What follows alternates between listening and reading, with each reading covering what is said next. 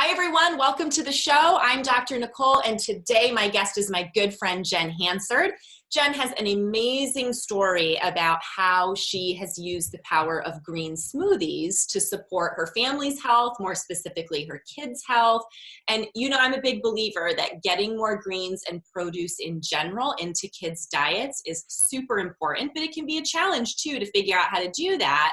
But it's so important for building healthy brains and bodies, particularly if you've got a child who's got some behavior challenges going on, some neurodevelopmental issues, mental health kinds of things. This is a very simple food-related change that can be the start of lots of positive improvement for your kids. So I'm excited for her to share her info with us. Let me tell you a little bit more about Jen. Jen Hansard's on a fresh path to health and happiness, deprivation not included. I love that. Her healthy obsession with green smoothies has taken her into classrooms to do green smoothie demos, lead entrepreneur workshops, speak on stage, and she's been featured on The Doctors to spread the green smoothie love far and wide. Through the power of green smoothies, she's seen the amazing health benefits firsthand, including more energy, which has been the catalyst to healthy living for Jen and her family. Her wildly popular website has changed the lives of over 1 million people and made them the #1 green smoothie online resource. I will say, if you haven't been to her website, you definitely will do that after the show. It's amazing. The Simple Green Smoothies lifestyle does not involve counting calories or eliminating an entire food group. Instead, it encourages you to make one simple change: drink 1 green smoothie a day. Jen lives in a small country town in Central Florida with her husband and their 2 little rock stars, Jackson and Claire, and their chickens, duck, and dog. Welcome to the show, Jen. Oh, thank you, Nicole. So happy to be here. To have you here and to talk about not only your story, but the practicalities of this. I love just this focus on getting a green smoothie in every day. It's going to be so helpful for the parents who are listening, who are thinking, I know my kid needs to eat more of this stuff. I know I should be, doing better with feeding my family healthy things, but I feel overwhelmed. I don't know where to start. And I'm really excited that what you're going to share is going to give people a starting point. So let's jump in and talk about, why are you so passionate about food, smoothies? How did you get into this? Yeah, well, I think I was always passionate about food. I just think it was the wrong kinds of food. Like, I used to love Lucky Charms. Like, pretty much that's how I grew my son in my belly, was bowls of Lucky Charms. And so I've always cared about what I ate as far as taste, but I didn't actually know that nutrition mattered. I thought calories were calories.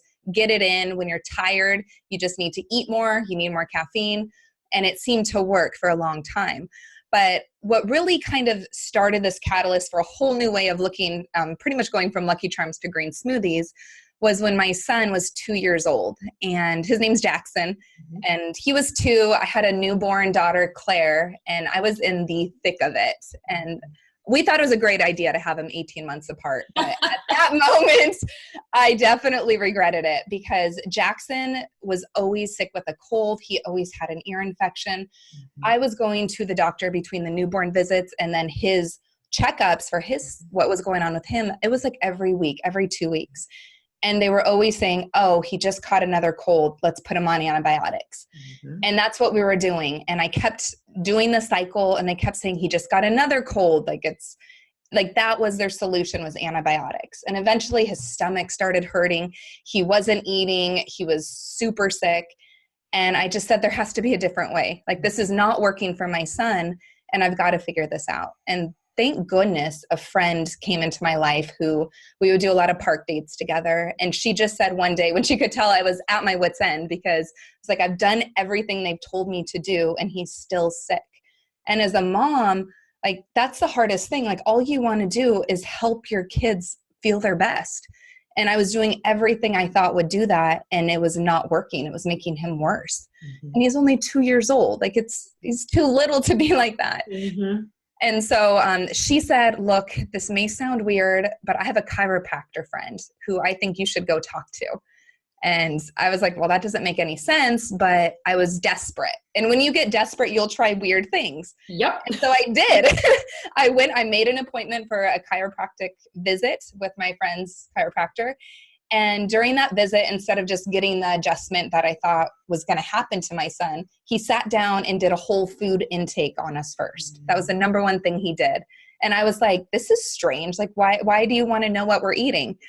And I'm breaking it down. I'm like, well, we have goldfish for snacks. We're doing, like, what were we even having for breakfast? Oh, French toast sticks, like normal things that I thought were just acceptable. And we were putting Aunt Jemima syrup on it. That's what you're dipping in. And after that, he said, well, we're not going to do an adjustment today, but we're going to do muscle testing. And this was a way to figure out food sensitivities.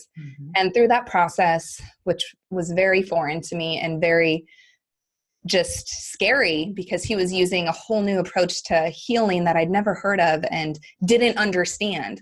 But within 1 hour of being in that office, we left there with him telling us that my son was sensitive to corn, and that if we removed every kind of corn from his diet, that he would probably get better really quickly. And I was like, okay, well, that's easy. Just corn on the cob, frozen corn, take it out. Right. Right. And then he shared with me, he's like, corn is pretty much in everything you've been feeding your son.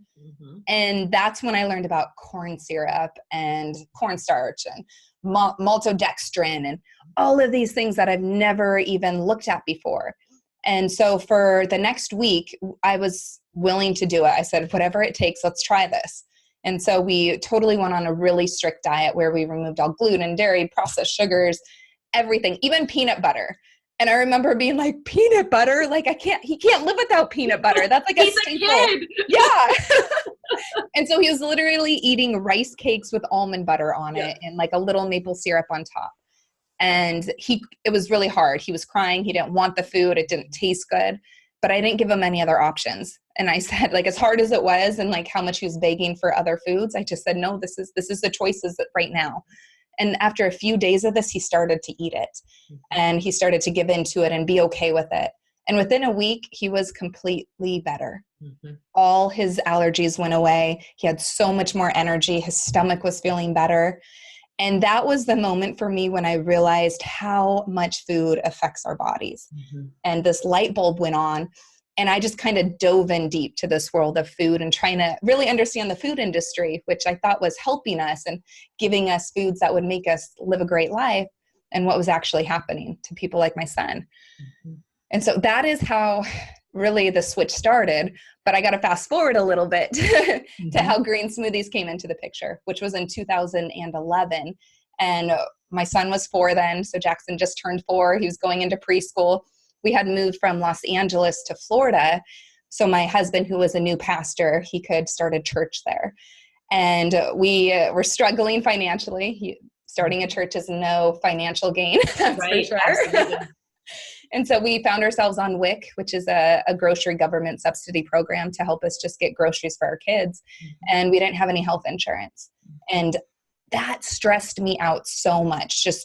I felt like the safety net had been pulled from us because health insurance was that thing you always relied on, and we didn't have it anymore. And so I began thinking, like, how can we not get sick? Because I would go to bed at night wondering when the next sickness was going to come. And thank goodness we weren't dealing with the ear infections and the colds anymore, because we had figured out if you stay away from corn, this child was good to go. But what if he breaks his arm? What if they catch the flu from all the viruses going around? Or what if he does get like a normal seasonal cold from a friend at school? And so I did research into how do you boost your immune system? Because I didn't want to be, I guess, what is the word, on the defense anymore. I didn't want to wait for the next sickness. I wanted to be the one that prevents it in the first place. And so I learned about green smoothies. And that was something that came up on Google back then. And a friend was also drinking them as a way for her to lose weight. And so I heard 2 good things about green smoothies in the same week. And that's when, sometimes things just align a little bit like that. And you're like, there might be something to this. And so we went to the grocery store. We bought our spinach, our strawberries, banana, our blueberries, and some orange juice. And we did it all through our WIC check. So we were able to afford it with WIC. And we blended our first green smoothie as a family. And I remember putting it in the colored sippy cups just so my kids wouldn't be like, what are you giving me? And gave it to them with their little plastic straw. And they gulped it down so fast that I couldn't even believe it, because I just gave them a whole handful of spinach in a cup and they were happy to drink it. And that had never happened before. And so I knew this was like really one of those huge wins as a mom where I could feel really good about something I gave them and they felt good about it too. Love it. Love it. And I think that there's so many parents listening who can relate to your story with your son about just that cycle of chronic illness and chronic problems. And, when kids physically are ill all the time, that impacts not only their physical development, but it impacts their brain and, just their functioning too, right? They're miserable, they're irritable, they're not feeling good from the antibiotics, just all of those kinds of things. And it impacts, especially as kids get older, their ability to learn, their ability to manage themselves emotionally, behaviorally. You were able to identify that stuff for him when he was really little, which is so awesome. Yeah. And, I just want to say, if you're a parent out there thinking, oh my gosh, that's kind of my kid, except now my kid is 6 or 10 or 12 or whatever. So worth looking into that stuff and making these changes now at whatever age. If you're an adult listening and you're like, I've always had, the chronic illnesses and the chronic, congestion and, catching everything that goes around. What I love about this approach is we can all implement this at any age, in any circumstances. This is such a great, simple tool for starting to make changes. Yeah. And all you have to do is give it a week. Like literally just tell yourself 1 week, I'm going to try this and get really serious, really disciplined. You can do anything for a week, especially if it can change your life. So just cut out those things that can inflame you, cut out dairy, cut out corn, and see what happens. And then if it doesn't work, then try something else. Like you don't really have much to lose. That's but the you thing. have so much to gain. Absolutely. And even for, for people who are like, oh, I don't want to do an elimination diet. Like I'm not ready to do that. Well, then we start with the power of something simple like a green smoothie, right? Yep. You got to a practitioner who was able to give you specific insight and information to do more of a specialized diet first. And then you found the green smoothies. I think it's perfectly great too. And I'm sure tons of people in your, online community who have done this, who started with the green smoothie and then maybe over time found a practitioner, got more specific kinds of information about things to avoid. You can do it either way, right? Yeah. Yep. It works either direction you go. Yeah. And I almost think it's more powerful when you start with the green smoothie alone, because you're not changing everything in your diet. You're focusing on one thing, and it's making that green smoothie every morning, making sure that it tastes good so that you're looking forward to it again. And also that has all the vitamins and minerals you need to just have the energy to go about the day. And also so it boosts your immune system, so you're not going to get sick. Right. And what happens just by doing that is your taste buds begin to change on their own. And so you're not forcing them to like foods that they normally don't like. They're actually telling you that I would actually prefer if you didn't give me this French toast today. Like I want a fresh apple, something like that. It's so crazy, but your body adjusts really quickly once you give it the good stuff, and it begins to communicate and tell you that it wants more of that. So true. And I think that, and you touched on this with your own kids, like you blended this up and you gave this to them and they actually wanted more of it. And I know that, most parents are aware, oh, I should be giving my kids more fruits and vegetables. And that can be a challenge, especially for younger kids or kids who are really picky. But I think the smoothies are such a great way of putting that stuff in there. Like you said, wow, my kids drank that little cup of smoothie and it had like a whole handful of spinach in it. I mean, you're going to be able to get things like spinach and different kinds of greens and vegetables and fruits in more easily and efficiently in a smoothie, I think, than sitting down and saying, here's this whole plate of, all of these greens and all these things you need to eat. I mean, we get overwhelmed with that as adults. Kids do too. And that's why I think this is like a really efficient strategy. And for people who say, I'm so busy, I can't, figure out how to feed my kids well because we're so busy. To me, this is one of the keys for families who are super busy, because this is such a simple, time-effective way to work that in. And then, they had their smoothie, they had all these different great, produce items in it. And now whatever happens during the rest of the day, okay, but I got this in, and I think it's a great starting point. Yeah. And that's really how we live our life now, is like green smoothies are the foundation of the day. but we're so busy. The kids are getting older. They have their own opinions. They want things a certain way. They have school lunches. And so they can choose to buy or not.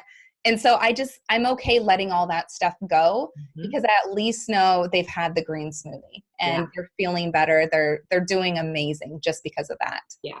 And that's the thing. I think so many parents, we beat ourselves up over not doing everything perfectly or, not doing everything the way it's supposed to be done. And my thing is just start somewhere, have something that you can feel good about and something that, like you said, okay, we may not have made great, choices, or there may have been things the rest of the day that I don't feel, so great about, but I did this one thing. And doing that, I think really it provides a foundation for change in other areas too.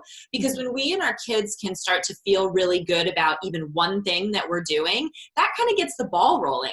Right? Yeah. And then, we start eating or making choices for other things. And I want to talk with you a little bit about that because, and you've shared a little bit already about how drinking the smoothies, has impacted your kids. But I know that it also was a springboard for you and your family to just eating a lot more plants in general, right? So can you talk about that, how drinking the smoothies, eating the plant-based foods has impacted your kids, how that sort of has evolved, how you as a family eat and look at food? Yep. So just by making these daily smoothies, and I included the kids in it too. Like I was like, you guys come help me. Like, let's, awesome. Yeah. And I was making my son, he was 4, he was cutting the tops off the strawberries and he felt so cool because he was doing this. But even we'd go to farmers markets on the weekends and buy ingredients and we'd get so excited when we'd find like kale that was on sale. And for me, like just knowing that this was part of their life now and they enjoyed it because we immersed them in it in such a fun way. It wasn't something that they were dreading. It was something they were looking forward to. And so that worked really well. And we built upon that because we all started craving more fruits, more vegetables. It was easy to get them to have a side of carrot sticks at lunch or whatever, because this was just kind of what they naturally craved now. And so we have expanded it into doing snacks and meals. So I'll make granola, we'll do trail mix, even meals for dinner. Like we do a lot of veggie bowls and like, it's up to them. Like, well, my husband loves his meat still. And sometimes I do. And so we'll grill some chicken on top or salmon, but it's really just the kids know this is their new normal and they're happy with it. They enjoy it. And yeah, sometimes we go through Taco Bell and get our fast food too when we're running around town, and we're okay with that too. But because of eating like this, I would say the 2 biggest side effects for us are more energy and we're not getting sick.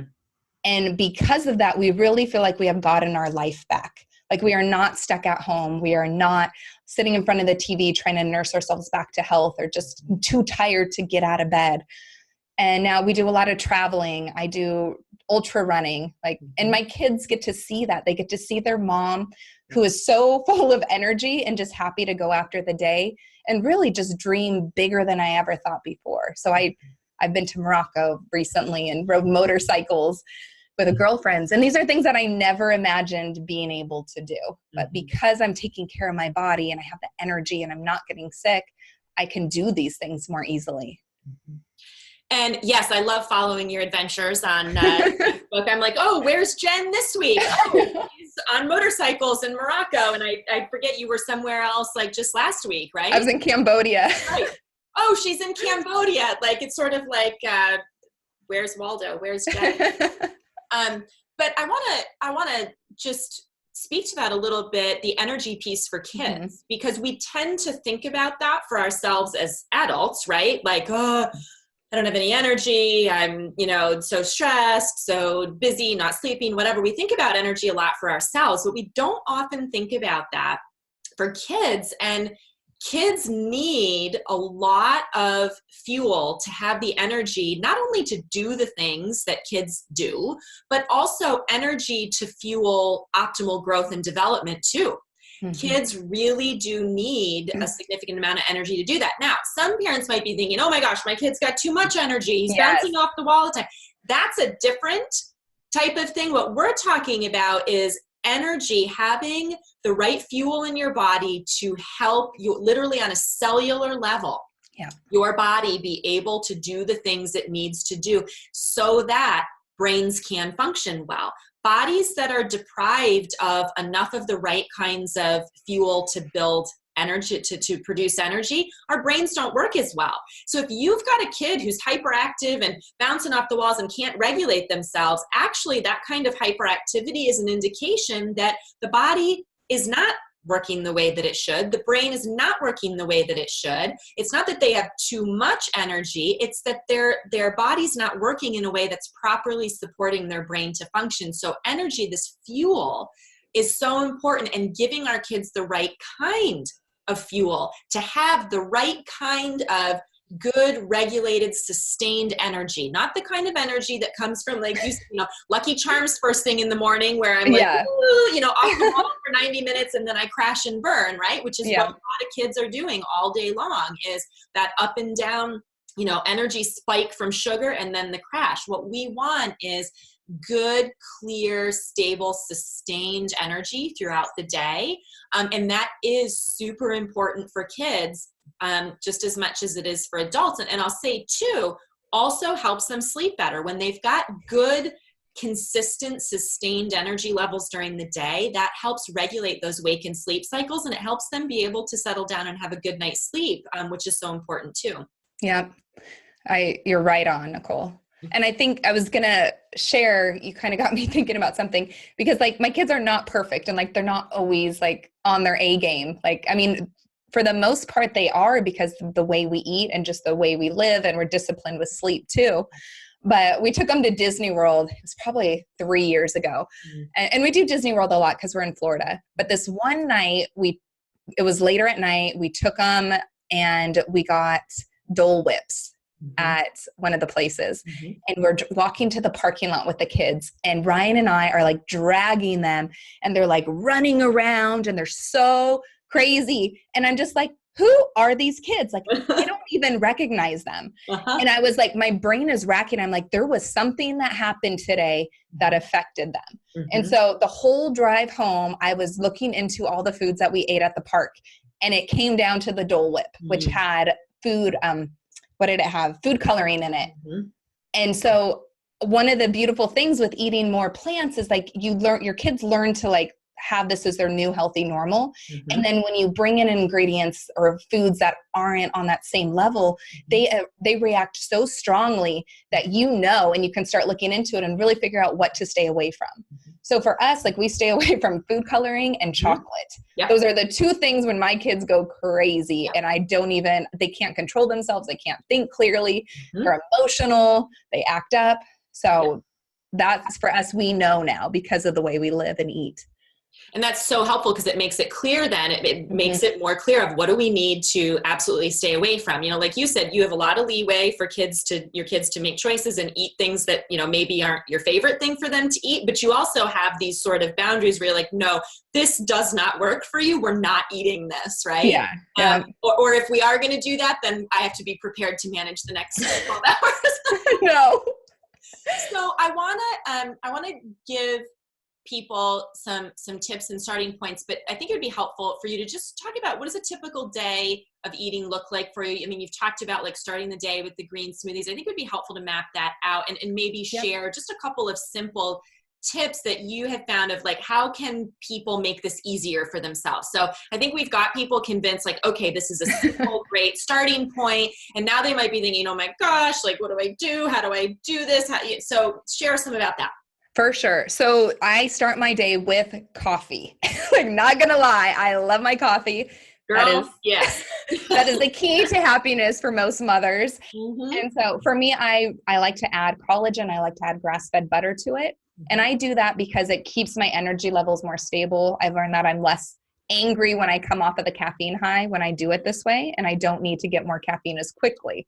And so for me, I start my day with that. And then I have a snack of a green smoothie. And so we'll blend it in the morning before the kids go to school usually. And it's so easy to do. I do 2 cups of spinach, throw in some frozen mango, frozen pineapple, a banana, and water, and just blend it up. And it's this tropical green drink. And they will either drink it on their way out the door, or if they only get half of it down, I'll pour it into a popsicle mold, freeze it so they can have it after school. And then I put mine in the fridge till I'm ready for my snack. And so coffee, green smoothies, I always keep granola on hand. That is a super affordable thing to make in bulk, and it's really tasty too. And I'll have a snack with some almond milk with it or some fruit. Also do a lot of trail mix where I just take a bunch of almonds, cashews, put some olive oil, rosemary, salt, season it up, bake it on trays. So I'm all about tray cooking because I want one dish for as many things as possible. Yes, absolutely. I cannot stand doing dishes. And then we also do a lot of veggie bowls. And so that's just an easy way to constantly be using the rice cooker for either quinoa or rice, cooking that up for a base. And then whatever's left over that night, we make for leftovers and I'll have it for lunch the next day. And then just roasting a tray of vegetables, sweet potatoes. We do a lot of asparagus, broccoli, and then we can add any kind of meat that the kids want or Ryan wants. So those are easy meals that take very little time, and we can rotate them throughout the week too. And I think keeping it simple, keeping it easy is the key.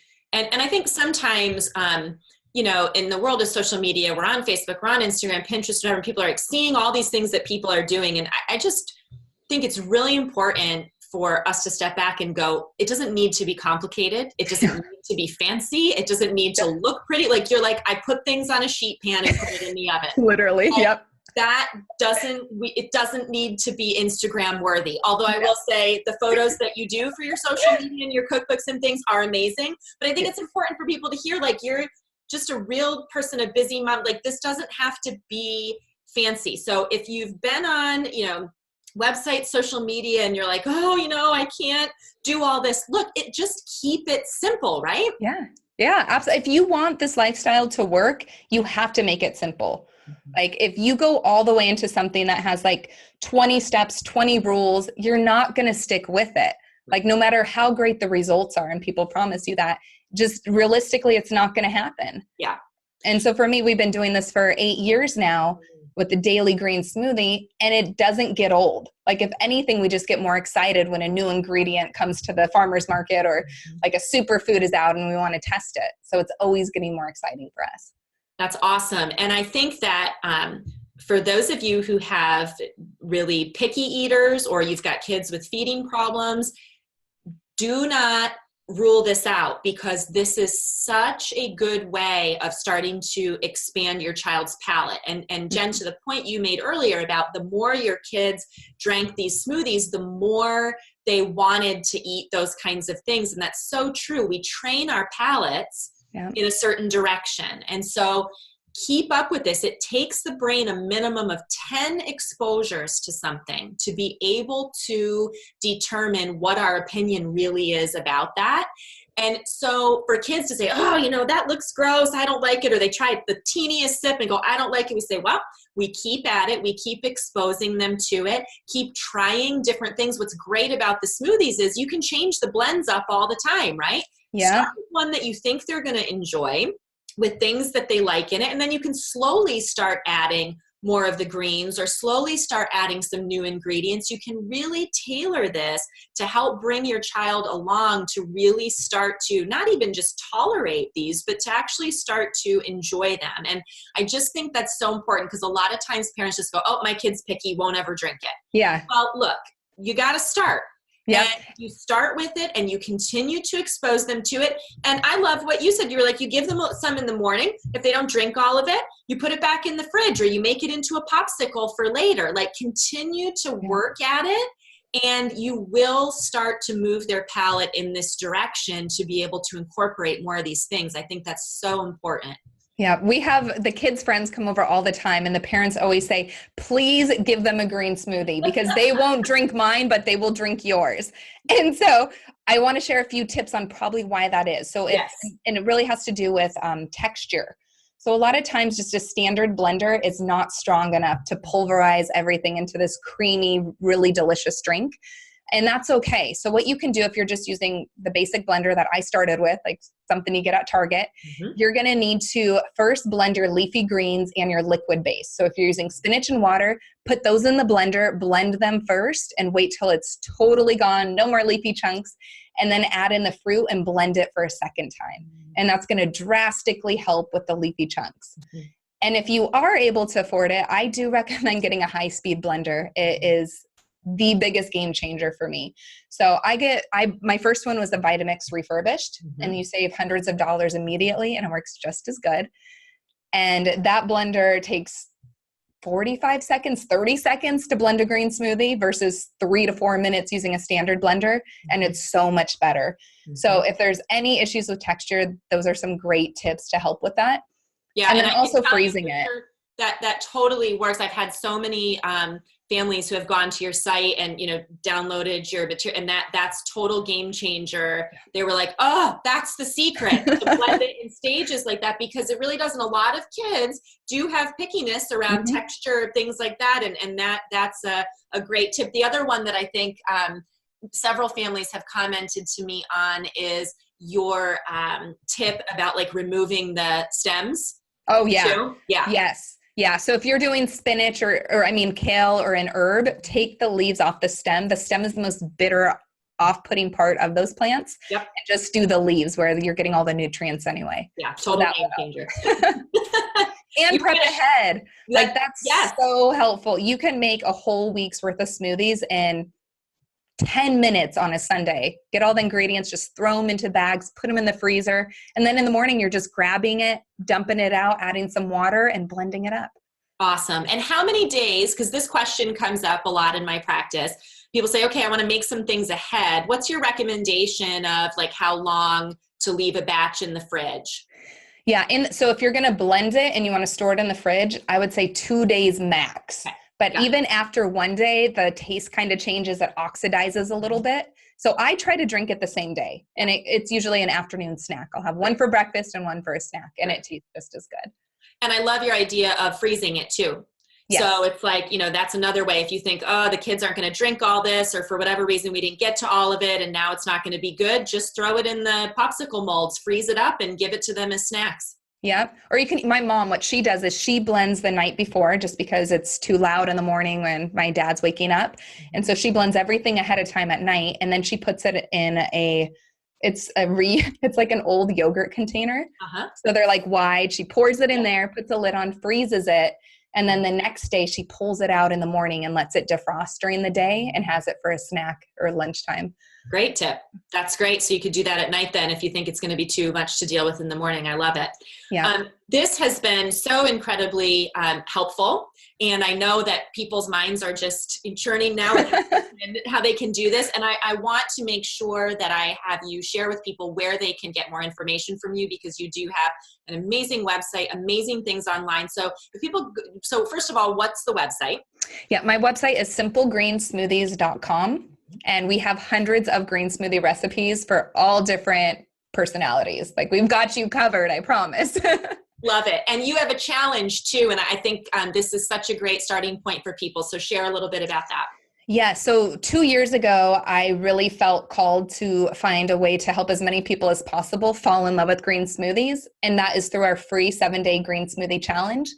And we made it where it's affordable, it's easy to do. We'll give you a shopping list. You're only going to have to buy 7 ingredients, which I've price shopped at various stores. It can range from $15 to $25 to make 7 green smoothies. So that is so affordable. Like you can do this. And you can go over to simplegreensmoothies.com/simple7, and that's where you can sign up for it. Great. And we'll make sure that we have the links for all of that in the show notes too, so people can access that. Perfect starting point for people. 7 days, start to build the habit. I've had many families at the clinic go through that, and it's been a great way to jumpstart this and just get started with getting comfortable with the process and incorporating it into your life. So that challenge is amazing.